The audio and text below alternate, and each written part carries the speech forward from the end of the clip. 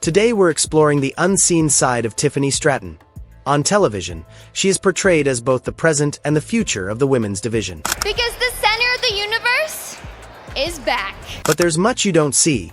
We're going to trace her journey from gymnastics prodigy to Tiffany Stratton. WWE Women's Champion! The struggles and behind-the-scenes challenges that the company often glosses over explain why Tiffany Stratton continues to have fans talking. Born Jessica Nilko on May 1, 1999, in Prior Lake, Minnesota, she wasn't the child discovering wrestling at a local civic center. She was flipping off trampolines and competing in tumbling events.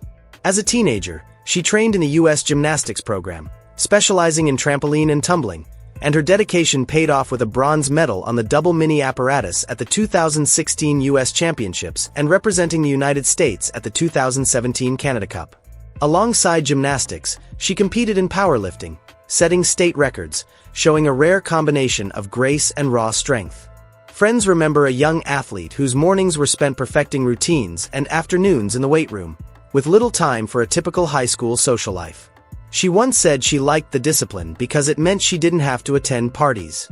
Her parents invested heavily in her athletic career, driving her to 5 a.m. practices, hiring personal trainers, and later helping her find a path to showcase her athleticism and big personality on a bigger stage. Injuries eventually pushed her away from gymnastics.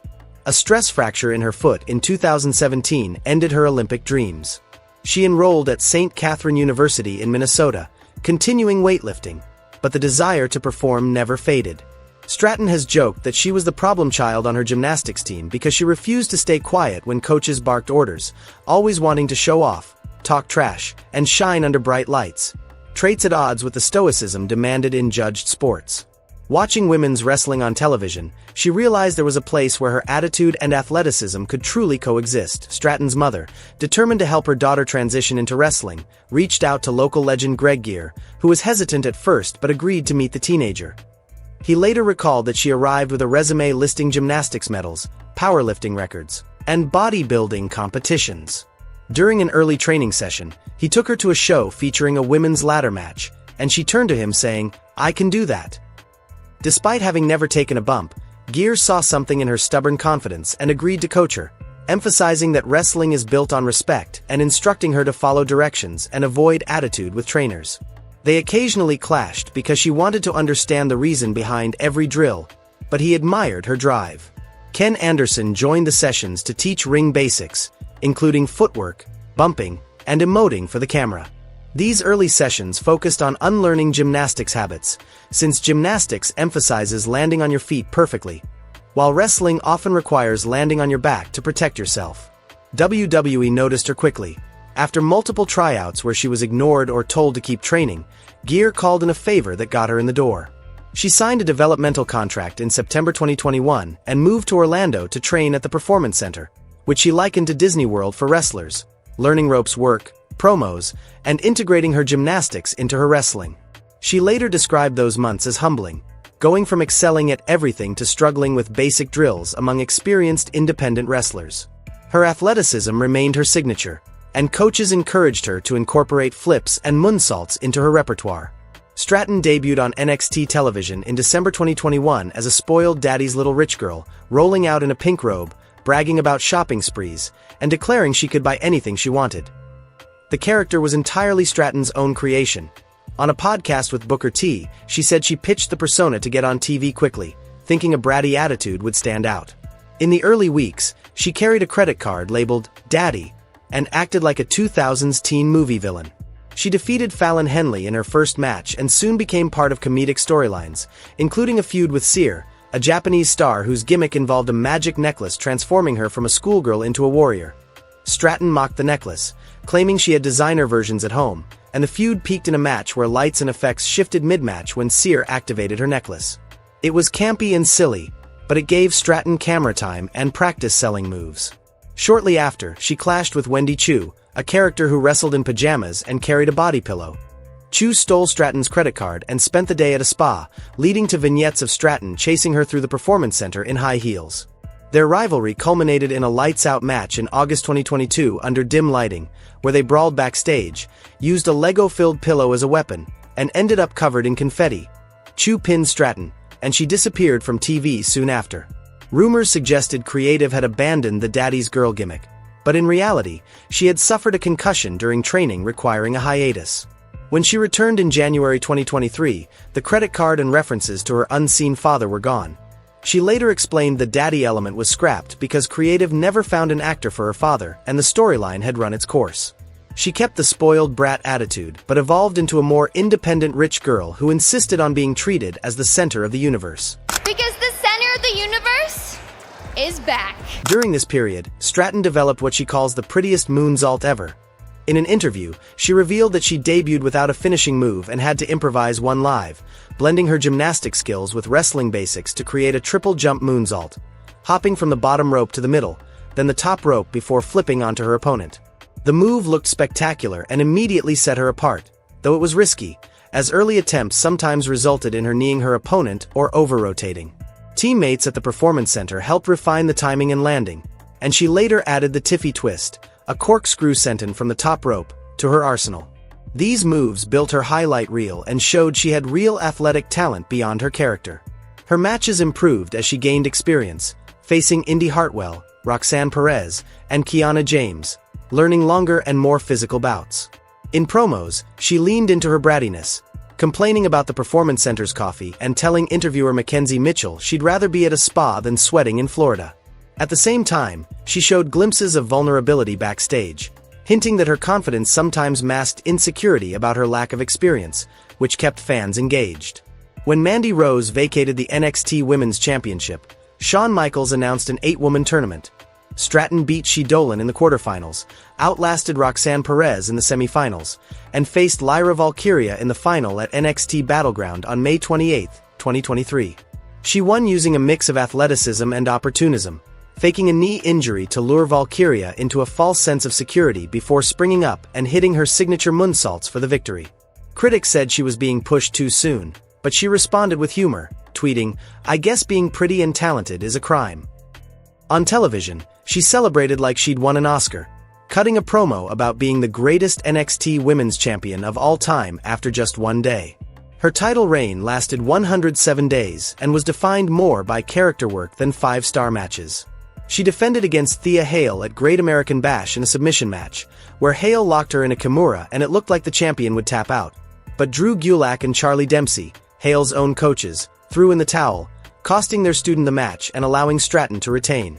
The finish drew boos but advanced Hale's storyline with her trainers. Stratton later defended against Kiana James, using the Tiffy twist to escape with the belt. Her most important match came against Becky Lynch on September 12, 2023, serving as a measuring stick. Lynch controlled the early portions, but Stratton kept up, hitting a swan dive to the outside and nearly pinning Lynch after a moonsault.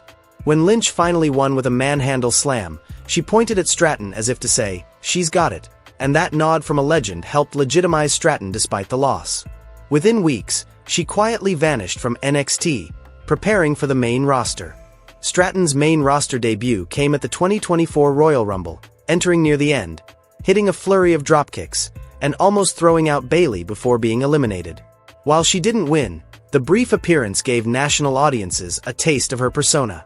She spent the next month appearing on both NXT and SmackDown, building familiarity. At the Elimination Chamber in Perth, she competed in a 6-woman match for a title shot. Although she didn't survive, the crowd reaction in Australia shocked even her. She later told Wide World of Sports that she was on autopilot during the crowd's roaring entrance and had never experienced a response like that, which may have influenced WWE's decision to go all in on her push. Money in the Bank 2024 became her true breakout, as she climbed a ladder in front of thousands, retrieved the briefcase, and held it like a trophy. The win meant she could cash in on any champion at any time, and backstage footage later showed her celebrating by taking selfies and thanking Shawn Michaels for believing in her. She cashed in months later on Nia Jax after Jade Cargill had laid the champion out with a chair. The cash-in was fast and decisive, as she hit a moonsault and pinned Jax to win the WWE Women's Championship while confetti fell. In interviews, she said she always wanted to win the title in dramatic fashion, calling it her Olympic moment, since wrestling had become her new Olympic dream after her foot injury ended her gymnastics career. Being champion brought new pressure on the February 7, 2025, SmackDown, where she defended her title in a triple threat match against Jade Cargill and Nia Jax. The finish turned into a train wreck when she missed her cue to break up Cargill's pin on Jax. The referee stopped counting even though Jax never kicked out, then hesitated during Stratton's winning pin. Fans booed and commentators scrambled to explain, with Booker T filling in on commentary, later comparing it to a Broadway actor forgetting his lines and calling the miscommunication unacceptable.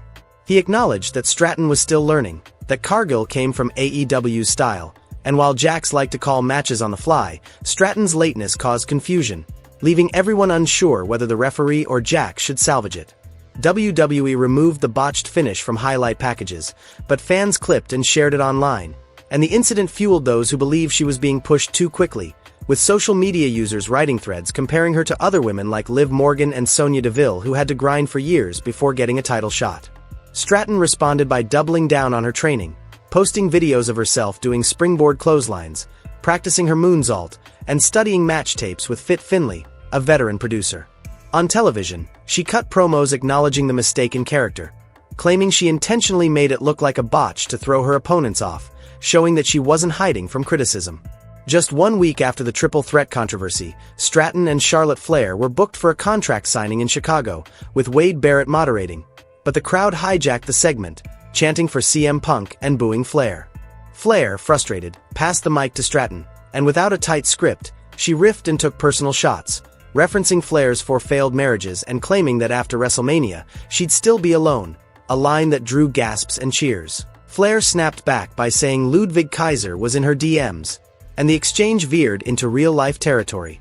John Alber reported that backstage officials were furious because the insults weren't approved and that there had already been tension between the two women for weeks. Seth Rollins later said that real-life conflict can sometimes help business and that the segment, despite going off the rails, made people care about the match. The fallout was messy. WWE edited the digital replay to remove the divorce and DM comments but left them in the Peacock version. On SmackDown the following week, Michael Cole referenced the heated contract signing, noting that things got personal. Some fans applauded the raw energy, while others felt the segment crossed a line by bringing personal relationships into a storyline. Behind the scenes, reports emerged that Stratton and Flair were kept apart at rehearsals, and by the time WrestleMania 41 arrived, anticipation for their match had skyrocketed. In Las Vegas, they delivered a strong contest full of near falls and interference, with Damage Control's involvement protecting Flair in defeat and allowing Stratton to retain. The match ended with a handshake on camera, but insiders said the tension lingered backstage. In July 2024, Stratton became embroiled in a social media controversy when she reposted an Instagram story featuring Jade Cargill with an audio clip containing the phrase, "Black." She deleted it almost immediately and said she hadn't heard the audio before reposting, yet fans screenshot the post and accused her of being insensitive. Wrestling Observer Radio suggested that if a lesser-known wrestler had done it, they might have been fired. WWE stayed silent. Stratton apologized, calling it an honest mistake, and then logged off for several days. Rumors popped up that she was suspended, but PW Insider reported she was not punished and would continue working, highlighting how quickly social media can inflame tensions and how stars must carefully vet everything they share. Later that year, Logan Paul's impulsive podcast sparked another controversy when he posted a video offering to teach Stratton how to perfect her moonsault and frog splash. In the same clip, he joked that producer Michael Hayes thought he was flirting with her. Hayes, protective of his talent, confronted Paul, who publicly laughed it off, calling other wrestlers peanuts compared to his boxing matches and claiming he only wanted to help. Fans speculated about a possible storyline involving Paul, Kaiser, and Stratton, but she eventually responded to Grind City Media, saying she wasn't flirting, that Paul had come to her with unsolicited advice, and that she found his comments arrogant. Nothing came of the story on TV, but it reminded fans how quickly backstage interactions can become tabloid fodder. In August 2025, the death of wrestling legend Hulk Hogan sent shock waves through the industry, with many wrestlers posting tributes or sharing stories, but Stratton stayed silent. Later on Logan Paul's podcast, she explained that she had been canceled before and didn't want more heat, fearing backlash from fans who either idolized Hogan or condemned his racist remarks. In an era where every statement can spark outrage, Stratton chose silence, which some critics labeled cowardly, while others respected her decision to avoid controversy. She also became the target of Chelsea Green's snark. After a triple threat qualifier on SmackDown in February 2026, Green posted a photo of Stratton with the caption, "Tacky Time," a riff on Stratton's catchphrase, "Tiffy Time." Green later said on a podcast that she was still fuming from comments producer Michael Hayes made during the Netflix reality show Unreal, where he allegedly said Stratton would never main event WrestleMania. Fans speculated that Green's jab was less about Stratton and more about venting frustration. WWE ignored the social media spat, but it added another chapter to the narrative of women in the company using social platforms to air grievances. Performing aerial maneuvers in flashy outfits is part of Stratton's brand, but it comes with risks. On an April 2025 episode of SmackDown, she wrestled Jade Cargill in an unscheduled match. After a superplex, Stratton's top shifted, but the broadcast never acknowledged the incident and the highlight reel omitted the spot. It wasn't the first wardrobe malfunction in WWE history, but it highlighted the precarious line the company walks between athleticism and modesty on a PG program. Stratton later told friends that she keeps double-sided tape in her gear bag and has a seamstress on speed dial. Physicality is part of the job, and Stratton's 2025 run was brutal. In September 2025, Jade Cargill attacked her knee during a post-match brawl, and WWE posted that she was being evaluated. The injury angle blurred the line between story and reality, leaving fans speculating it could derail her dominant year. Stratton missed 2 weeks before returning with a knee brace and continuing her feud, successfully defending the title at Evolution against Trish Stratus, a Hall of Famer who praised her after the match. She also beat Jade Cargill at SummerSlam, albeit with interference from Damage Control, but her run ended at Saturday night's main event in November when Cargill used a chair to weaken her previously injured knee and captured the title. After that, she vanished, prompting fans to speculate about backstage heat or even pregnancy. In January 2026, Sports Illustrated reported that her absence was originally framed as a break, but Dave Meltzer said she was nursing an undisclosed injury and expected back soon. When she returned in February, she looked refreshed and immediately targeted the champion. The break allowed her to work on her promo skills and fine-tune her in-ring timing, and she later said she used the time off to heal nagging injuries, learn Spanish, and train in Brazilian Jiu-Jitsu, with training videos showing her hip-tossing male sparring partners going viral. Outside of the ring, Stratton builds alliances and rivalries. She is close friends with Maxine Dri, another former gymnast turned wrestler, and the two often appear on social media doing handstands together or mocking fans who complain about their push. She has also worked closely with Natalya in training, though rumors persist that they've clashed backstage over missed cues. Stratton appeared briefly on the Netflix reality series Unreal, which chronicles life behind the scenes at SmackDown, and in one episode, producer Michael Hayes told Chelsea Green she'd never main event WrestleMania, sparking the "tacky time" dig at Stratton. She later joked on X that she didn't care what Hayes thought because her aim was to main event WrestleMania 50. The comment drew laughter and eye rolls in equal measure, but for all the brattiness on TV, there is a softer side to Stratton. Ahead of WrestleMania 41 in Las Vegas, she joined Braun Strowman at WWE World to surprise 25 children with title belts, giving each child a wrestler persona and cheering as they walked down a mini ramp. In interviews, she said she nearly cried watching the kids light up, and the experience reminded her how small her own problems are. She also participates in anti-bullying campaigns and has visited hospitals in Orlando with fellow wrestlers. These appearances rarely make TV but provide context for fans who only see her as a villain. Stratton has said she loves playing the bad guy because it gives her freedom to be over the top, but she also values using her platform for good. In her short career, she has faced more scrutiny than some wrestlers see in a decade. Accused of handed opportunities, criticized for botching spots, roasted for social media posts, and praised for delivering under pressure. Each time, she has either apologized, leaned into the heat, or stayed silent to avoid stoking flames. She acknowledges that her gymnastics background gives her an edge but also makes her mistakes more noticeable. When asked about online hate, she said she has been canceled many times and focuses on improving.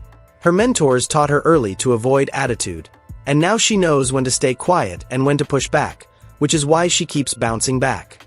At just 26, her resume is impressive. A 107-day reign as NXT Women's Champion, a Money in the Bank victory, a WrestleMania win over Charlotte Flair, and a WWE Women's Championship. She has graced magazine covers, signed thousands of autographs, visited children at hospitals, and headlined PLEs. But she has also slipped on ladders, missed cues, posted the wrong clip, and clashed with colleagues. That mix of triumphs and missteps makes her compelling. Going forward, the key will be building longer, smoother matches and staying mindful on social media. Because with veterans like Becky Lynch and rising stars like Roxanne Perez waiting in the wings, she can't coast on potential forever.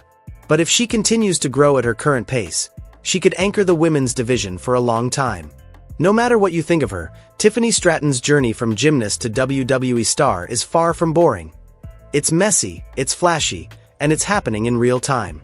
Whether you've been cheering her, booing her, or laughing at her botches, you're part of the ride.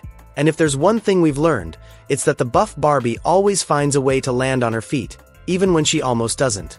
What do you think about Tiffany Stratton? Let us know in the comments. And don't forget to like this video and subscribe to the channel so you don't miss the next ones.